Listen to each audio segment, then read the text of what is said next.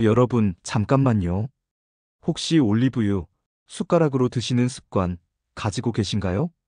건강에 좋다니까 매일 아침 한 숟갈씩 약 먹듯이 드시는 분들, 의사 선생님들이 이 행동을 보고 뭐라고 하시는지 아세요? 절대로 하면 안 되는 위험한 습관이라고 말합니다. 왜 그럴까요? 좋아서 먹는 올리브유가 어쩌면 지금 이 순간에도 여러분의 간을 망가뜨리고 있을지 모릅니다.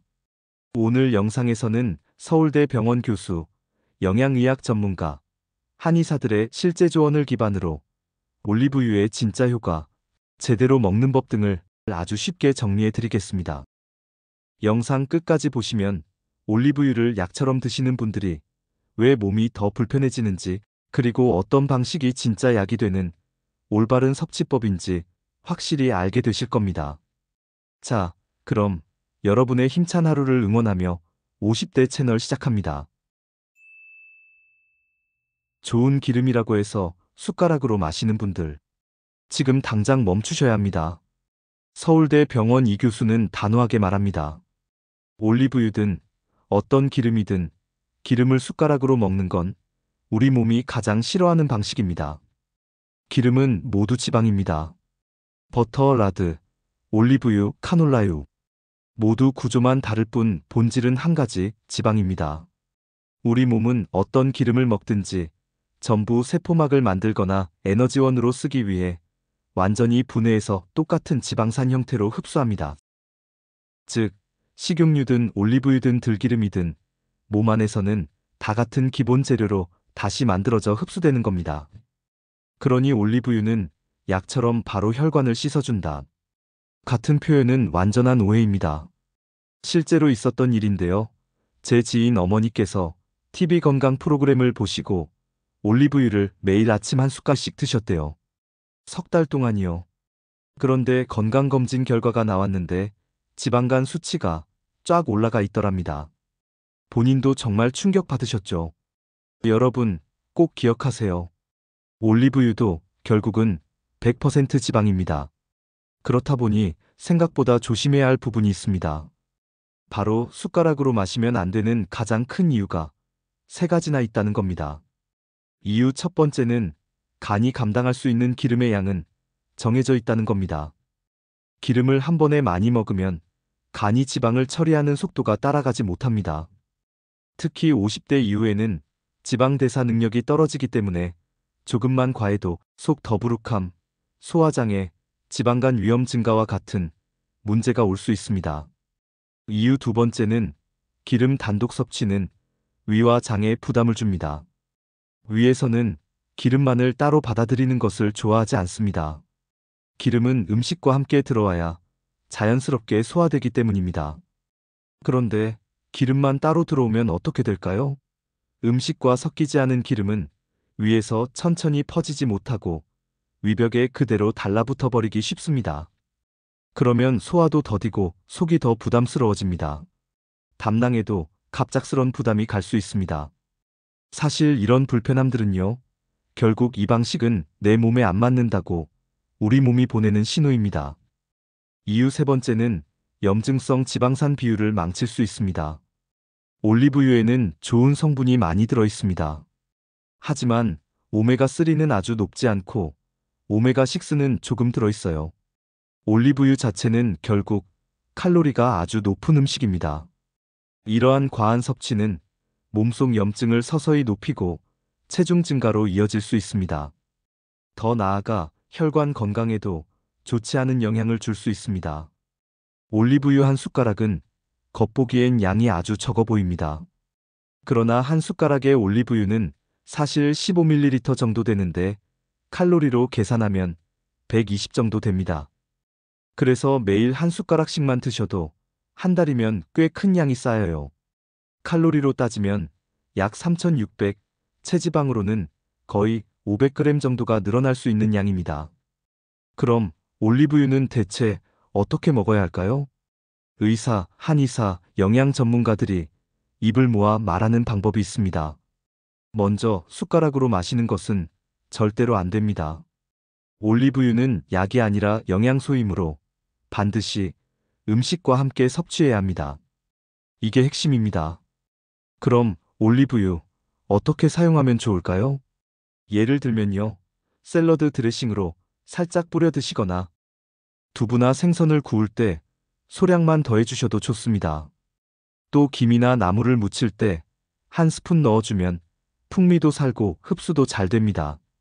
그리고 고기 요리엔 버터 대신 올리브유를 사용하시면 더 가볍고 건강하게 드실 수 있습니다.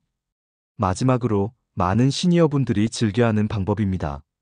아침 토스트에 발라서 드시는 겁니다.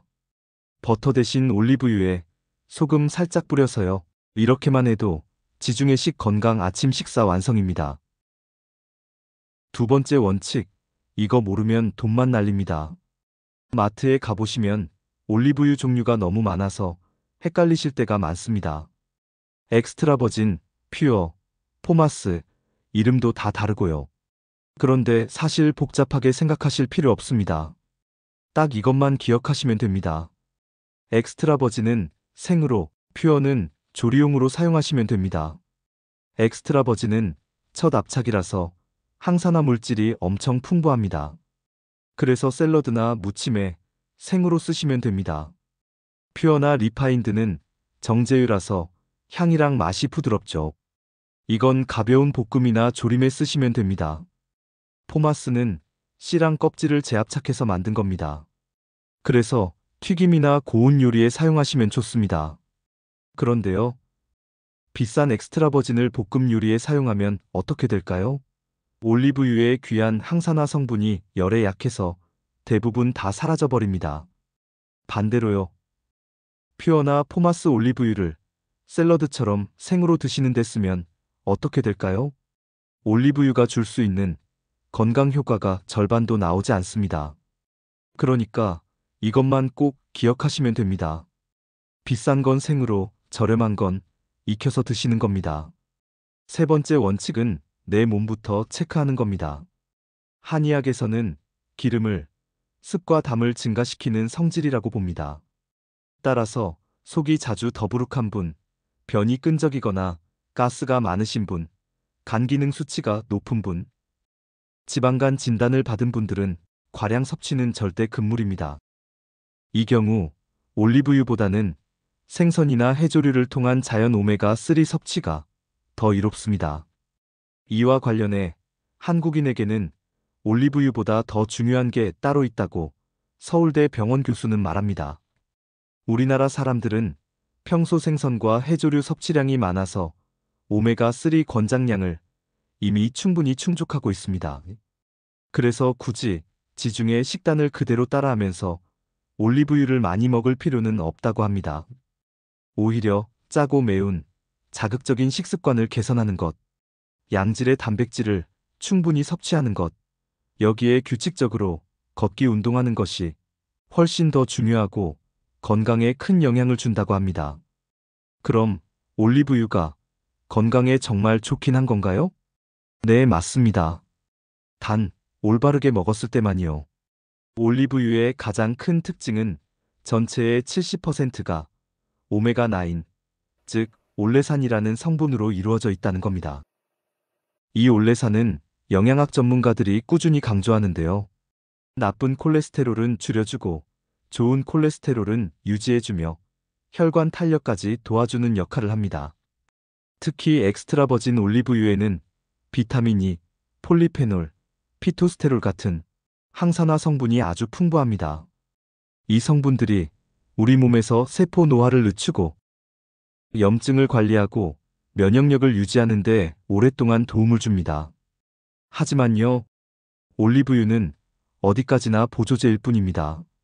절대 만능 약은 아니라는 점 꼭 기억하시면 좋겠습니다. 자, 지금까지 내용을 딱 세 줄로 정리해 볼게요. 첫째, 올리브유는 절대 숟가락으로 드시지 마세요. 반드시 음식과 함께 하루 한 두 스푼 정도만 나눠서 드시는 게 좋습니다. 둘째, 등급을 구분해서 사용하셔야 합니다. 엑스트라 버진은 생으로, 퓨어는 조리용으로 사용하시면 됩니다. 셋째, 내 몸 상태를 꼭 확인하시고 사용하셔야 합니다. 특히 지방간이나 소화불량이 있으신 분들은 전문의와 상담하시는 게 안전합니다. 이 세 가지만 지키셔도 충분합니다. 오늘 영상 어떠셨나요? 혹시 아직도 올리브유를 숟가락으로 드시고 계신가요?